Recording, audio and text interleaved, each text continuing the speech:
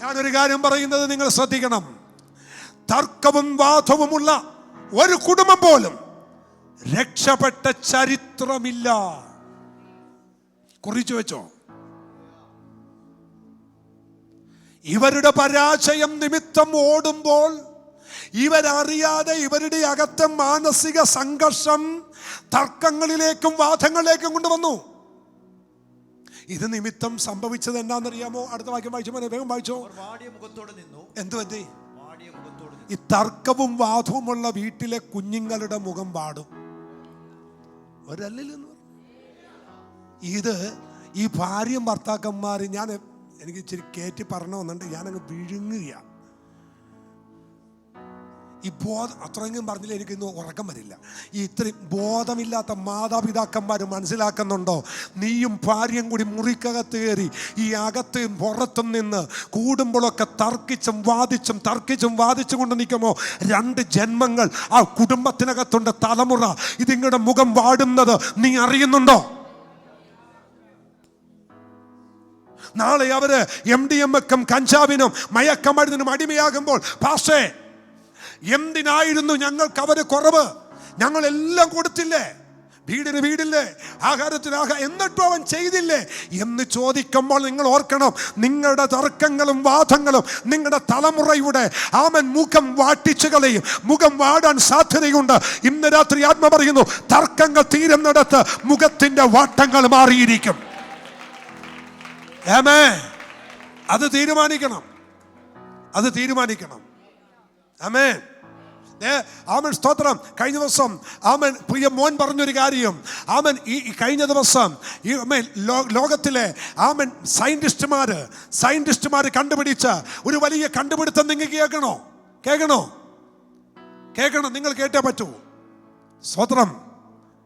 ഒരുമിച്ചിരുന്ന് അപ്പനും അമ്മയും മക്കളും ഒരുമിച്ചിരുന്ന് മേശപ്പുറത്തിരുന്ന് ഒരുമിച്ച് ആഹാരം കഴിക്കുന്ന കുടുംബങ്ങളിലെ 80% കുഞ്ഞുങ്ങൾ മയക്കമരുന്നിനും കഞ്ചാവിനും വെറിക്കൂത്തിനും വിഷാദ രോഗങ്ങൾക്കും അടിമപ്പെട്ടിട്ടില്ലെന്ന്.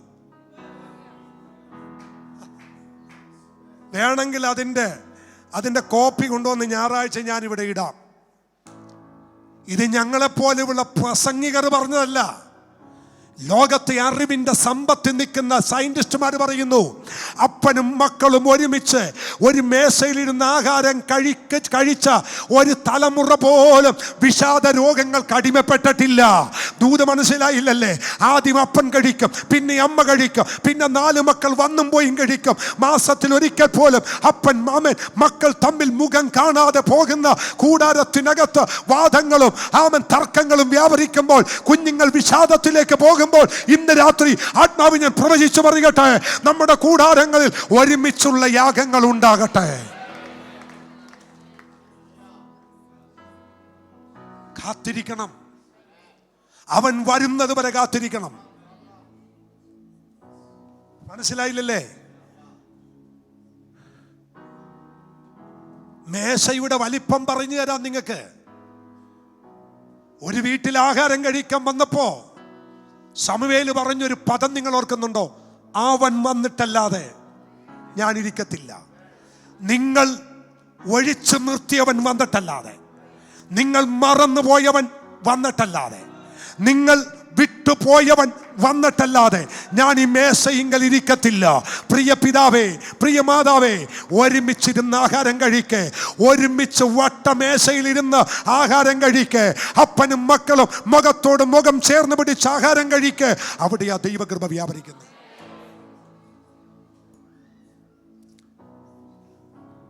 എൻ്റെ മൂത്ത മോൻ ഇവിടെ ഉണ്ട്. അവന് 21 വയസ്സ് കഴിഞ്ഞു. ചോദിച്ചു നോക്ക്, ആഹാരം വാരി കഴിക്കാൻ തുടങ്ങി അന്ന് മുതൽ ഇന്ന് വരെ ഒരുമിച്ചിരുന്നാണ് ആഹാരം കഴിക്കുന്നത്. അവിടെ ഇരുന്ന് ഞങ്ങൾ പല കാര്യങ്ങൾ പറയും, അവിടെ ഇരുന്ന് ഞങ്ങൾ ഷെയർ ചെയ്യും, അവിടെ ഇരുന്ന് ഞങ്ങൾ മീറ്റിങ്ങിനെ കുറിച്ച് പറയും, അവിടെ ഇരുന്ന് അവർ പഠിച്ചതും അവർ മനസ്സിലാക്കിയതും എന്നോട് പറയും. ഞാൻ പഠിച്ചത് അവരോട് പറയും, ഞങ്ങളെ മേശയിൽ നിന്നും ചിരിച്ചും കളിച്ചും കഴിച്ചും ഒരുമിച്ചാണ് എഴുന്നേൽക്കുന്നത്. അതുകൊണ്ട് എന്നാന്നറിയാമോ, ആമൻ ഞങ്ങളുടെ കുഞ്ഞുങ്ങൾക്ക് ആമൻ ഞങ്ങളുടെ ഭവനത്തിൻ്റെ സാന്നിധ്യം വിട്ട് മറ്റൊരിടത്ത് പോകാൻ അവർക്ക് ഇഷ്ടമില്ല. അതുകൊണ്ട് തിരിച്ചറിയുക, നിങ്ങൾ തർക്കവും വാദവും കൊണ്ടുപോകുമ്പോൾ മുഖം വാടുന്ന തലമുറ വീട്ടിലുണ്ടെന്നുള്ള കാര്യം മറന്നു പോവരുത്. ഇത് കർശനമായിട്ട് എന്നോട് പറയണമെന്ന് പരിശുദ്ധാത്മ പറഞ്ഞതുകൊണ്ട് ഞാൻ എഴുതി വെച്ചു. കർത്താവ് എന്നോട് പറഞ്ഞു, ഞാൻ ഇതിനാണ് നിനക്ക് ഈ മെസ്സേജ് തന്നത്. ഭയവും നിരാശയും നിമിത്തം വാദവും പ്രതിവാദവും വീട്ടിൽ നിന്നും ഒഴിവാക്കണം. ഇന്ന് രാത്രി തിരിച്ചു പിടിക്കണം. ഓരോരുത്തർക്ക് അപ്പം മേശയിൽ വിളമ്പരുത്. ഒരുമിച്ച് വരാൻ വെയിറ്റ് ചെയ്യണം. ഒന്നിരുന്ന് നോക്ക്. ആദ്യത്തെ 1-2 ദിവസങ്ങൾ ഒരു ബുദ്ധിമുട്ടുണ്ടാകുമായിരിക്കും. പക്ഷെ ഞാൻ നിങ്ങൾക്ക് ദൂത് പറയാം, അടുത്ത ചില ദിവസങ്ങൾ ആ മേശയിൽ വെളിപ്പെടുന്നൊരു ദൈവസ്നേഹം ഉണ്ടാകും.